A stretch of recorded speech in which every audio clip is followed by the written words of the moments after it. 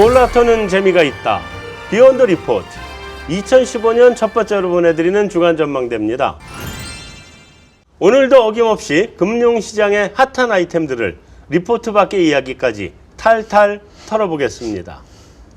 자, 2015년 새해 벽두부터 우리 좋은 소식들이 굉장히 많아요. 그래서 오늘 출연하신 분들을 다시 한번 일일이 소개해드리면서 가려고 그러는데, 한은 총재상에 빛나는 우리 김상훈 연구원 인사 한번 해주시죠. 네, 안녕하십니까. 하나대투증권 김상훈입니다. 한은 총재상 받았다는 얘기를 해야지. 네, 이번에 얼떨결에 한은 총재상을 수상하게 됐습니다. 다 금융시장 여러분들 덕분인 것 같습니다. 감사합니다. 박수 한번 치시고. 다음은 삼성선물의 최우수 연구원상을 받은 우리 전승지 연구원 인사 한번 해주세요. 예, 안녕하십니까. 삼성선물 전승지입니다. 일단 간접 부분 우수상 받았고요. 올해도 열심히 해보도록 하겠습니다. 최우수 연구원상 아니고? 간접 부분 우수상입니다. 간접 부문 우수상? 그것도 우수상이니까. 다음에 우리 한국투자증권에서 이번에 영전을 하셔서 글로벌 리서치 실장을 맡게 된 전민규 박사 한번 인사해 주시고. 예, 안녕하십니까. 한국투자증권 전민규입니다. 제가 영전은 아니고 자리를 옮겨서 한국투자금융지주에서 일을 하게 됐습니다. 글로벌 리서치 실장을 맡은 거잖아요. 네, 그치? 맞습니다. 영전이지 뭘. 일단 기본이다 영전이야. 예, 이동입니다. 네. 그리고 오늘도 변함없이 우리 속젠의 최고의 이코노미스트 오소태 박사님 나와주셨습니다.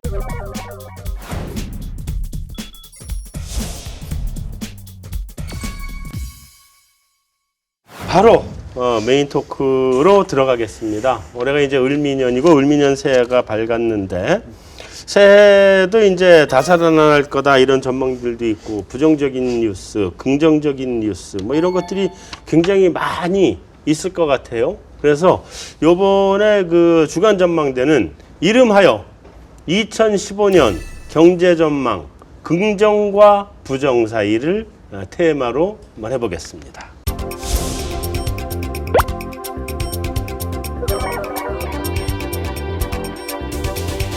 여전히 핫한 이슈가 국제 유가죠. 이거는 요즘은 올라가도 이슈, 안 올라가도 이슈, 내려가도 이슈, 뭐 가장 큰 이슈가 유가인 것 같아. 그래서 이렇게 저유가가 지속이 되면 소비자 입장에서는 좋고 다 좋은데 이게 혹시 또 디플레이션 아니냐 뭐 이런 우려도 있고 경제가 저유가를 바탕으로 살아난다는 얘기도 있고 그래서 일단 이게 이제 저유가가 우리한테 긍정적인 건지 부정적인 건지 일단 우리 준비한 팻말로 의사표시를 하고 시작합시다. 네. 긍정, 부정, 긍정, 긍정. 자, 일단 부정 먼저 말씀해 주시죠. 예. 계속 들고 하세요. 이게 좀 벌 쓰는 자리야, 이게. 예.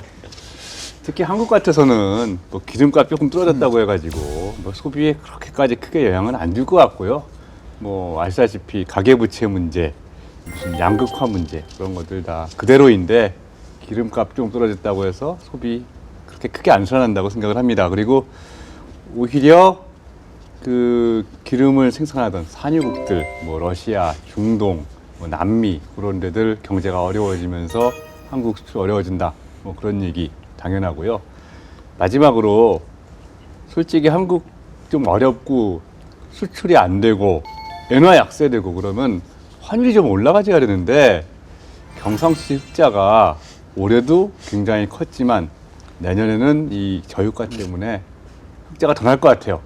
그러면은 환율이 잘 안 올라간다는 얘기죠. 물론 다들 강달러를 외치고 있습니다만 저는 여러 가지 요인들, 저유가뿐만이 아니라 한국이 안전자산, 원화가 안전자산이 됐다든가 여러 가지 이유로 원달러 환율이 잘 안 올라가서 원화가 강세가 돼가지고 상대적으로 이게 또 한국 경제에 좀 악재가 되지 않을까 그렇게 생각을 합니다. 그래서 제일 부정적인 요인은 이게 별로 그렇게 우리 소비에 도움이 되지도 않으면서 예.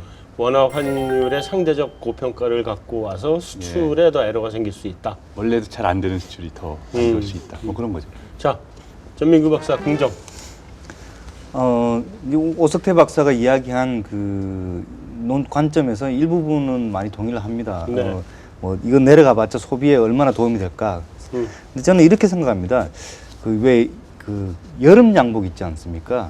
그거 여름에 입으면 시원합니까? 안 시원하거든요. 근데 겨울에 입으면 얼어 죽습니다. 네. 겨울 양복 겨울에 입어도 별로 안 따뜻해요. 근데 그거 여름에 입으면 떠 죽습니다. 네. 그러니까 유가가 만약에 안 내려가고 고유가를 버티고 있으면은 아마 우리 경제가 죽음을 맞지 않을까 하는 그런 굉장히 생각이 힘들 들어서요. 텐데. 예, 굉장히 힘들 거라고 생각합니다. 그래서 좀 내려가 주는 게 지금 현 상황에서는 많은 도움을, 그러니까 뭐 역설적으로 도움을 주는 그런 상황이라고 저는 생각하고 있습니다. 그런 상황이다. 국내 부분은 비슷한데요. 이제 네. 글로벌로 봤을 때 유가가 내려가서 피해를 보는 나라들하고 우리나라의 관계를 봤을 때 그것보다는 우리가 이제 가장 의존이 높은 중국이 어쨌든 유가가 내려가면은 좀 수혜를 받는 부분이 있어서 거기도 이제 석유 의존도가 높으니까요. 네. 그래서 중국이 좀 도움을 받으면은 우리도 거기 이제 좀 떨어지는 게 있지 않을까.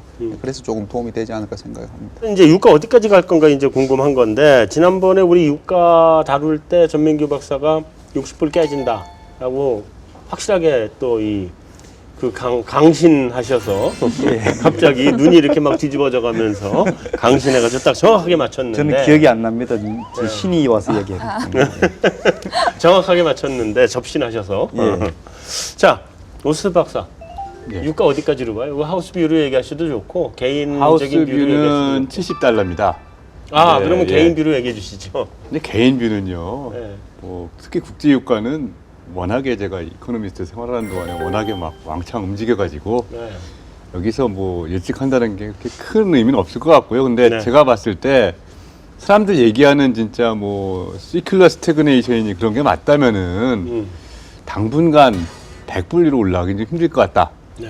다만 여기서 더 내려가는 건 좀 오버슈팅 아닐까? 더 내려가는 건 예, 너무 심하다. 오버슈팅이고 그냥 70불, 60불 뭐 사실 저 80불, 90불로 올라갈 수도 있다고 봐요. 뭐 네. 기름값이란 게 또 투기 지역도 있고 하니까. 근데 어쨌든 간에 뭔가 이 건너지 못하는 강을 건넌 거 아닌가. 그래서 현 수준에서 안정된다는 게 저희 하우스뷰고 저도 네. 뭐 대강 동의는 합니다. 그러니까 더 올라갈 거는 확실하게 없고 내려간다고 하면 그거는 좀 일시적인 과열 현상이고 예, 뭐 예. 지금 현재 이런 유가에 저유가에서 아까 여기 그 오소태 박사는 소비 유발이 별로 그게 크지 않을 거다 이런 얘기를 했는데 이게 디플레이션을 갖고 올 우려는 없어요? 어떻게 봐요? 그러니까 지금 물가 전 세계적으로 다 우려지 않습니까? 중국마저 네. 뭐 지금 물가가 중국 너마저 지금 그 분위기인데 그러니까 이게 생산자 물가를 계속 낮추면서 디플레를 이제 갈 수가 있는데 문제는 뭐 환율도 그렇고 금융 이런 변수라는 게 그 속도와 폭인 것 같습니다. 이게 너무 이제 급하게 빠르면은 이게 경기 회복 아까 저희가 긍정적인 봤던 요인들보다는 부정적인 요인이 더 빨리 와버리면은 디플레 쪽으로 갈 수가 있는 것 같고요. 천천히 이제 속도랑 그 폭이 천천히 온다면은 그 물가 떨어지는 부분 우려보다는 이제 플러스 되는 부분이 더 좀 상쇄를 하지 않을까. 예, 그래서 속도가 좀 관건이지 않을까 속도가 싶습니다. 관건이다.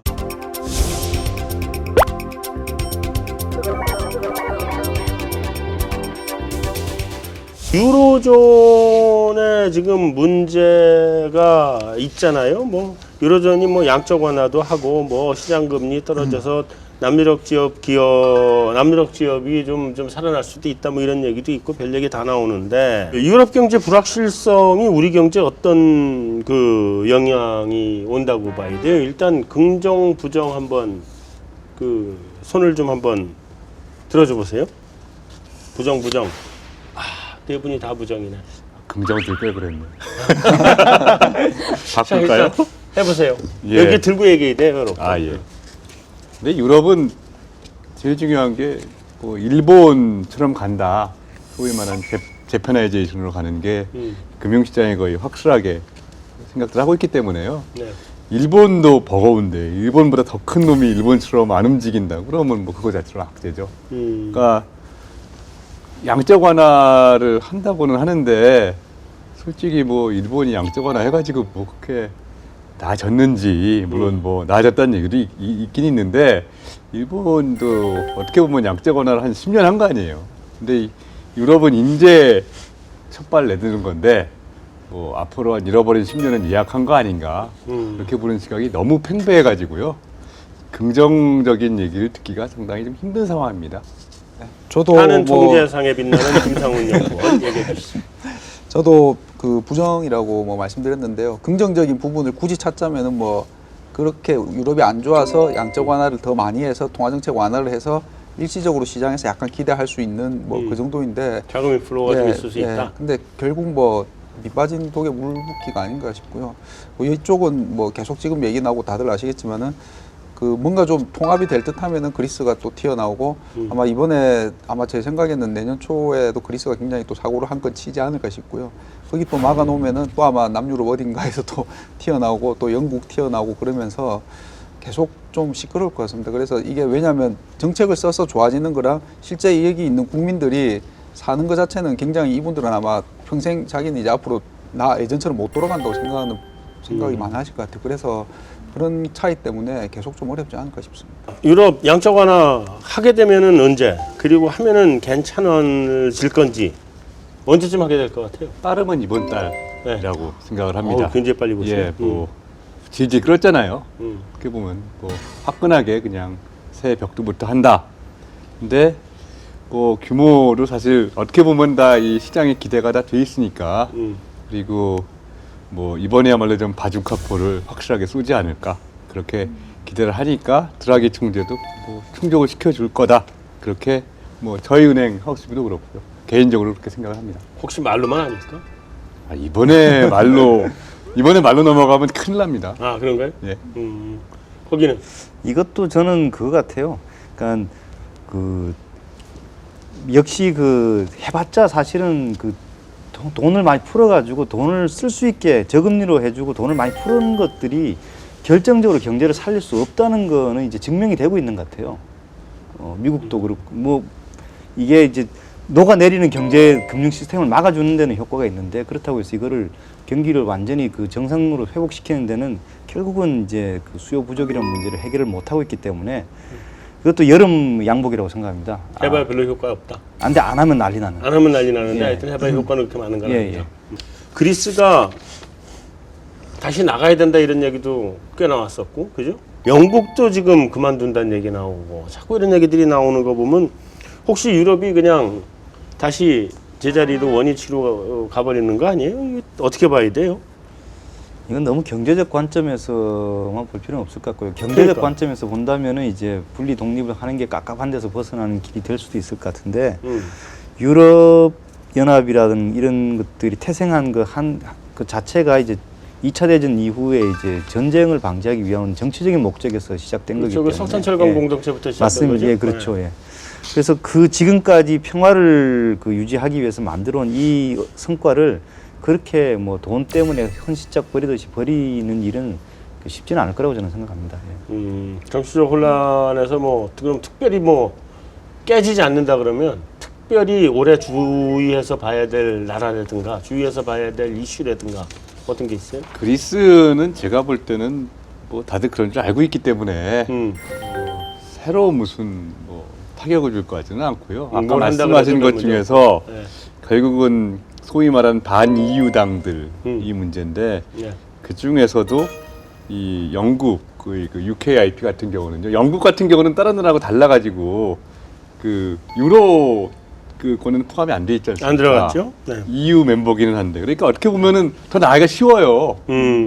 영국은 그래서 다른 나라들은 공동 통화를 쓰고 있기 때문에 이게 이중의 독세인데 영국은 하나밖에 없어서 뭐 그냥 나가자 그러면 나갈 수가 있거든요. 물론 저희 은행 리포트를 보니까 이거 아마 안 된다 그러면 런던이 뭐 금융 중심지로서의 뭐 이게 망가진다 그러고 잔뜩 겁을 줘놨는데 그런 리포트가 나온다는 게 혹시라도 잘못되면 어떡하느냐 이게 그 영국 그 시티 금융과에 좀 깔려 있는 것 같아요. 이게 물론 뭐 그럴 리는 없다고 사람들이 생각을 하는데 뭐 UKIP가 뭐 의석 뭐 저기 저 하원에 진출하고 뭐 득세를 하고 물론 다수당이 안 되겠지만 뭐 그런 식으로 EU에서 나가자 그러면 이게 조금은 좀 그게 사실 그래서 저는 영국이 가장 좀 위험한 거 아닌가. 스코틀랜드는 못 나가게 막더니만 지들은 또 나간다 그래요. 그러니까 지도 나가자 뭐 그런 거지 않습니까? 웃기는 나 그래서 스코틀랜드 얘기 물어보려고 그랬는데 어떻게 그 정치적 불확실성으로 아까 하여튼 그 우크라이나 사태인가 그걸 다 얘기했었잖아요. 근데 그게 터질 가능성이 있을 것 같아요. 좀 극단적으로 갈 가능성?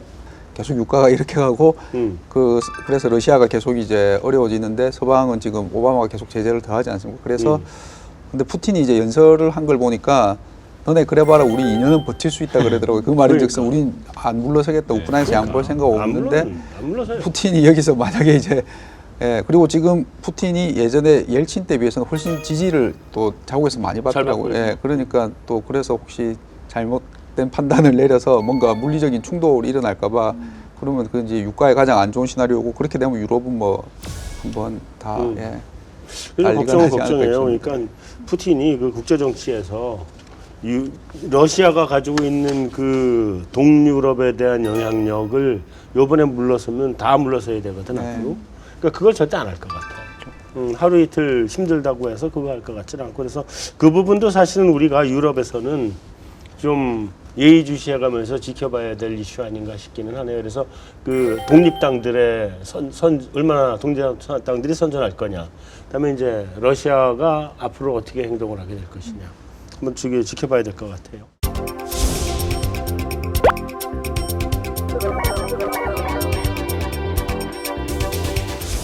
(2015년) 그 경제 전망 긍정과 부정 사이 세 번째 이슈는 자, 미국의 독주 문제입니다. 미국이 그 다른 나라들은 다 지금 힘들다. 뭐 유럽은 일본 따라가고 있고 일본은 힘들고 뭐 이러고 있는데 지금 좋아지는 건 미국은 좋아지고 있어요.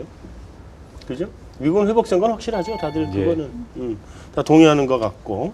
근데 그러면 이제 미국이 경기가 회복이 되면서 세계 경제를 끌고 가는 그런 그 도움을 줄 거다라는 얘기도 있고 한편으로는 미국이 나홀로 경기 회복이다. 그래서 미국만 독주할 거다라는 얘기도 있고 그런데 자 긍정 부정 팻말 들어주세요. 여긴 긍정 부정 긍정 오 일단 긍정 뭐 어쨌든 경제가 잘 나가면 좋은 거죠. 네. 뭐 거기다가 다른 나라도 미국인데 뭐 금리 가지고 얘기는 있습니다만은 사실 금리를 올리는 게 그렇게 크게 어떤 세계 경제나 금융시장에 영향을 줄 것 같지는 않고요. 오히려 금리를 못 올릴 때 네. 왜? 뭐 때문에 못 올리느냐? 그게 어떻게 보면 더 시장에 악영향을 줄 것 같아요. 그래서 지금 사람들 예상대로 미국이 올해 중반쯤에 금리를 올리기 시작한다. 그렇게 되면은 이건 굉장히 낙관적인 시나리오 아니겠느냐. 뭐 그렇게 보는 겁니다. 근데 그 사이에 뭐 기름값이 너무 또 떨어졌다든가, 뭐 이머징 마켓에 문제가 진짜 심각해졌다든가. 그래서 미국의 금리를 못 올리게 됐다. 그러면 악재고요. 그래서 뭐 자연스럽게 미국의 경기 회복 그리고 거기에 따른 금리 상승 인상은 호재다. 이렇게 생각을 합니다. 그러면 악재다. 근데 이제 부정적이라고 보는 이유는요. 미국이 혼자서 체력이 좋아지면서 자기 체력에만 맞는 행동을 해버렸을 경우에 체력이 아직 살아나고 있지 않는 옆 침대에 누워 있는 환자들이 뒤집어질 수 있다는 거죠. 예를 들어서 이제 그 금리 인상 같은 부분도 마찬가지입니다. 미국 금융위기 이후로 외채가 엄청나게 많이 늘어난 나라들이 많은데 거기서 금리 올려버리게 되면은 결국은 80년대 초에 그 남미, 90년대 초에 그러니까 멕시코라든가 97년에 아시아 이런 사태가 반복되지 않는다고 지금 볼 수 없는 거기 때문에 다른 나라들을 같이 좀 부추겨서 같이 그 보조를 잘 맞춰가지 않는다면은 역시 그 부정적인 영향이 더 클 수도 있다라고 저는 보고 있습니다. 미국이라도 경기가 좋은 거는 다행이라고 생각을 하고 있고요. 네. 우리 대미 수출이 굉장히 성적이 좋은 편이에요. 그 이유 중에 하나는 이제 한미 FTA 발효 이후에 그 효과가 꽤 나타나고 있는 상황이거든요. 그래서 뭐 경쟁국들과 뭐 그 같은 품목 대비로 보면은 우리나라의 대미 수출 성적이 꽤 괜찮거든요. 그래서 그래도 FTA 효과가 있는 데다가 미국 경기가 회복되는 거는 우리 뭐 수출 경기에는 긍정적이라고 생각을 하고 있습니다. 우리 지난주에는 FOMC 얘기를 했었잖아요. 그죠? FOMC 얘기를 했는데 오늘은 이제 우리 오스태 박사가 FOMC 미국에서의 금리 정책 시나리오 한번 좀 잠깐 좀 추가로 좀 들어봐야 될 것 같아요. 예. 몇 달 전부터 저희 속젠이 계속 얘기하고 있는 게 6월 달에 올린다는 거거든요.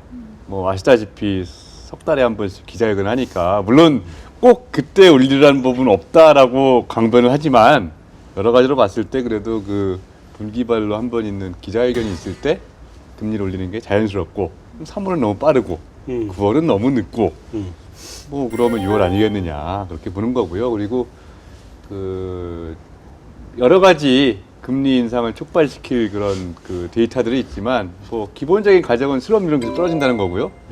그 다음에 물가가 올라야 되는데 아시다시피 기름값이 떨어져가지고 헤드라인 인플레이션은 지금 마이너스 갈 것 같고 코어도 잘 안 올라가고. 근데 저희 은행에서 유독 강조를 하는 게 그 저 주당 평균 임금이거든요. 에버리지 아워리 어닝스. 요게 올라갈 거다. 저희 은행은 그래서 이게 사실 최근 몇 년간 2%에서 거의 변동이 없는데 이게 2.5%까지 전년동을 올라간다는 게 저희 주장이거든요. 그렇게 되면은 페드가 상당히 편하게 금리를 올릴 것 같다. 이게 저희 기본적인 어떤 예상입니다. 그럼 우리 금리 정책도 영향을 받을 텐데 영향을 안 받나요? 그러니까 많은 분들이 네. 조금 좀 오해를 하고 계신 게 미국이 금리를 올리면 한국은 당연히 올려야 된다. 네. 뭐 그렇게 생각들 하시는데 네. 10년 전, 그러니까 정확히 말하면 11년 전에 2004년도에 그때 그린스판이 금리를 올리기 시작해서 얼마 안 됐을 때인데 우리나라 제 기억으로는 그때 박승 총재가 네. 금리를 내렸거든요. 네. 미국은 올리고 있는데. 네. 그러니까 어차피 미국 경제하고 한국 경제가 펀더멘털 다르기 때문에 상황이 다를 때는 이 금리 방향도 달라질 수가 있는 거죠. 그때 미국은 IT 거품에 꺼져서 몇 년 동안 헤매다가 올라오는 시점, 이게 올라오는 게 눈에 보였고 반면에 한국은 2003년, 2004년도 2년 동안 소비가 마이너스 성장했잖아요. 그때 그렇죠. 신용카드 거품 네, 꺼져서. 카드 거품. 그러니까 한국은 회복 기미가 없었고 미국은 회복 기미가 있었고 그래서 금리 방향이 반대로 갔거든요. 그래서 결론은 내년도에 설사 미국이 금리를 올린다 한들 한국은행이 금리를 올릴 확률은 거의 제로에 가깝지 않은가. 자, 가만 있어봐. 그러면 이제 우리 경기가 내년도에 별로 금리를 인상할 정도로 좋지가 않을 것이다라는 생각이잖아요. 그죠? 그러니까 그렇게 빨리, 그러니까 회복이 안 된다는 건 아닌데요. 근데 그렇게 빨리 과연 금리를 올릴 수 있는 올릴 수 있을 것이냐? 만큼 그렇게 딱 1년도 안 돼서 야 이거 올려야겠다. 글쎄요. 한국 경제가 그렇게 어떻게 보면 회복력이 높다면은 이렇게 걱정 안 하죠.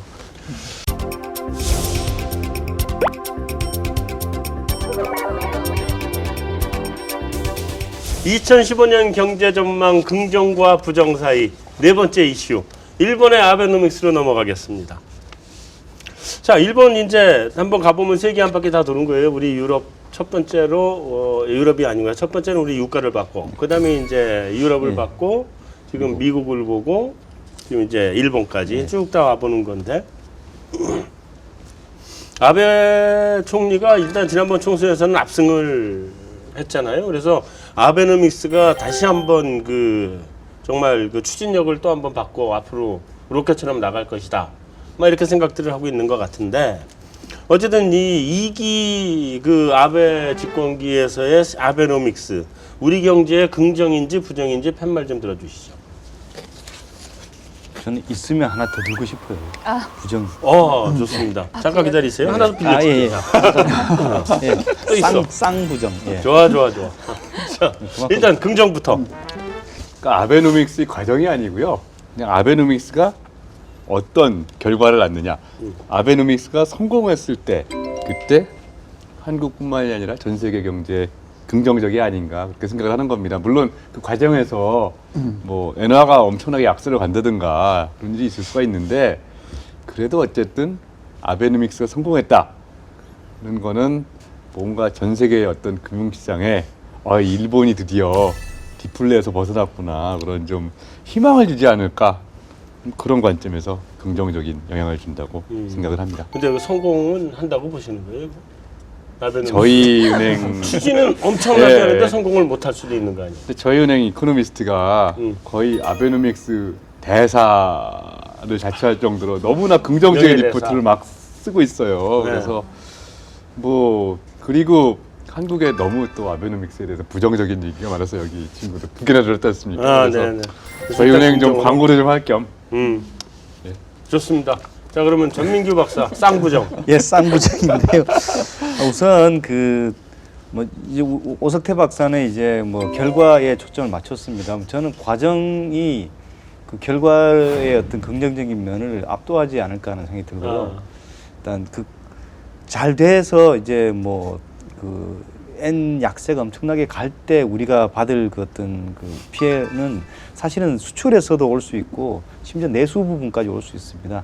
2015년 그 경제 정책 그 방향을 보면은 내수 쪽에 그 방점을 찍었던 그 8월달 작년 8월달에 그에서 상당히 후퇴를 해가지고 네. 구조조정 이야기를 많이 하고 있거든요. 그렇죠. 그러니까 구조정력을 하고 있죠. 결국은 또 이 아베노믹스라는 게 우리로 하여금 그 내수 부양을 할 어떤 기회를 뒤로 미루게 하는 그런 부정적인 영향을 주는 것 같고요.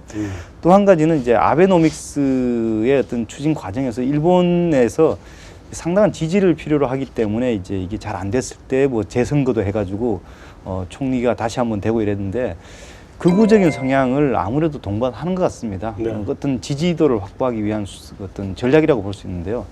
그런 하나하나가 이제 우리한테는 어떤 뭐 생채기로 많이 다가올 수 있기 때문에 저는 그 쌍부정을 이렇게 지금 말씀드렸습니다.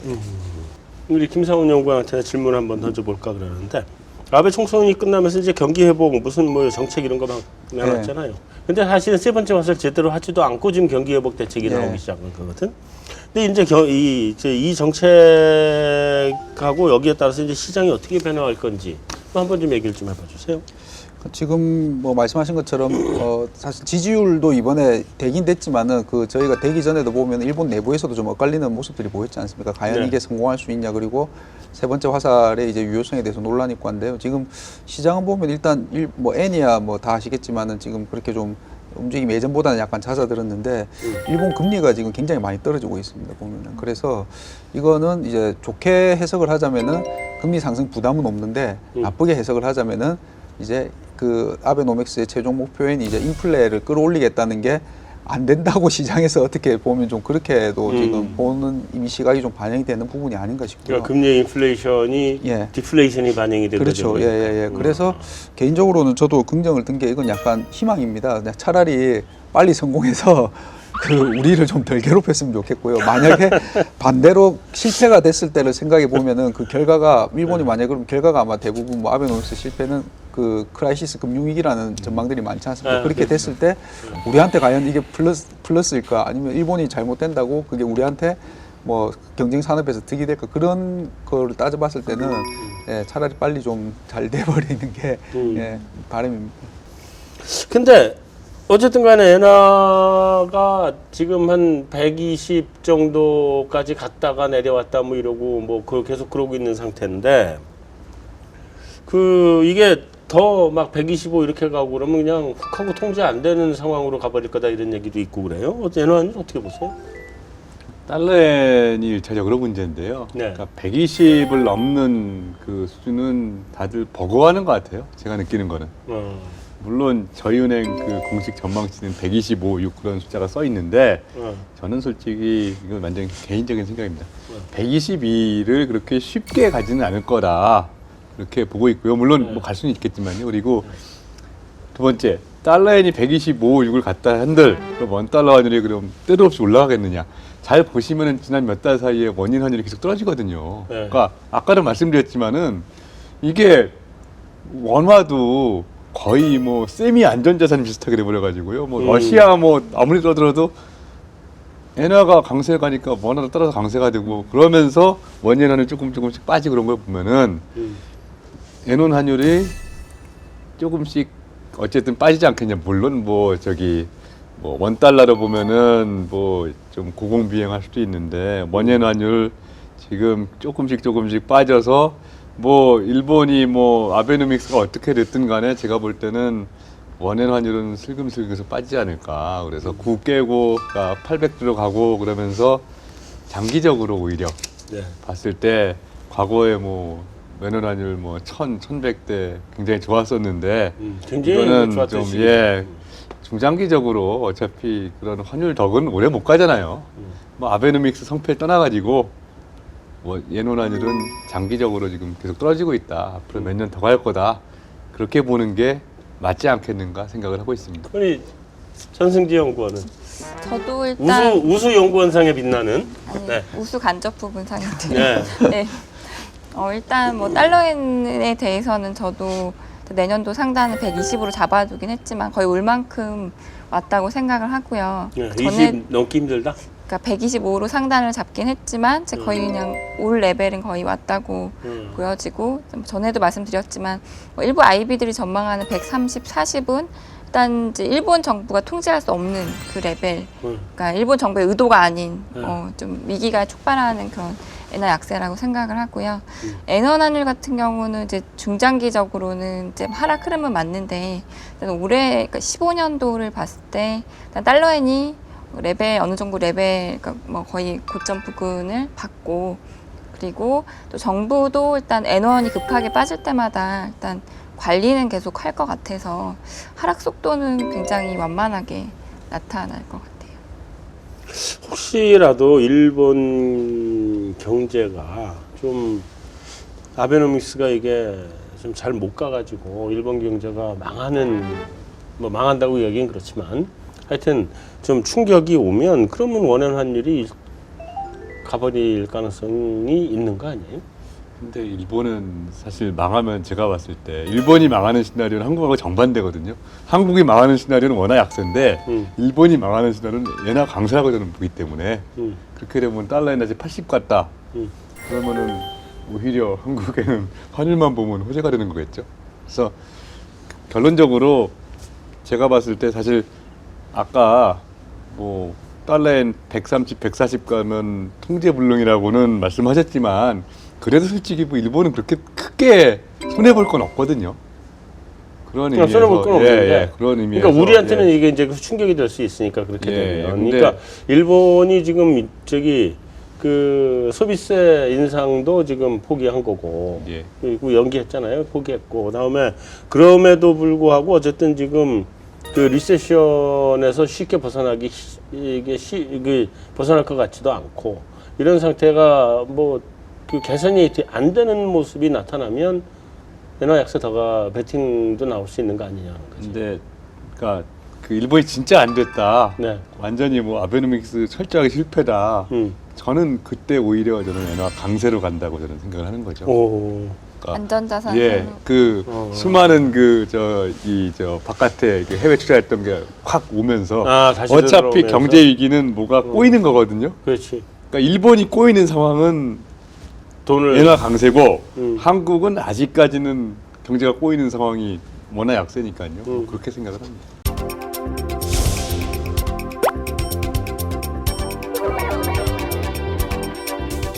네, 그래서 우리가 이렇게 뭐 유가에서부터 유럽, 일본, 미국 다 한 바퀴 삥 돌아왔는데 이게 이제 우리나라에 미치는 영향 종합적으로 2015년에 어떤 영향이 올지 종합적으로 다 판단을 해서 팻말을 한번 들어주시죠. 긍정이다, 부정이다. 사실 이렇게 들고 이거 싶지만 다 이거 아닌가? 근데 가운데도 괜찮아요. 가운데로요? 중립적인 것도 괜찮아. 뉴트럴하다도 중립적인 괜찮아. 그러면 좋겠다. 부정, 긍정 저도 둘은 뉴트럴. 뉴트럴. 네. 자, 뉴트럴부터 얘기해 줘 보세요. 예. 그러니까 지금 금융시장 얘기를 다 했는데요. 네. 근데 세계 경제 자체만 보면은 내년도에 그렇게 큰 뭐 미국이 잘 된다 그러고 제 생각에는 아마 그거를 이머징 마켓 중에서 좀 잘 안 되는 나라들이 상쇄를 좀 할 것 같고요. 네. 그러면은 뭐 전 세계 경제는 그냥 플랫으로 그냥 쭉 직선을 가는 거니까 뭐 긍정도 없고 부정도 없고 금융시장의 어떤 변동성에 한국이 휘말리지 않도록 신경을 쓰면서 결국은 내년도에도 내수를 살려야 되는데 한국은 바깥 핑계 대지 말고요. 근데 그게 좀 내년도에 지금 쉽지가 구조개혁 않으니까요. 한다고. 예, 근데 올해잖아요.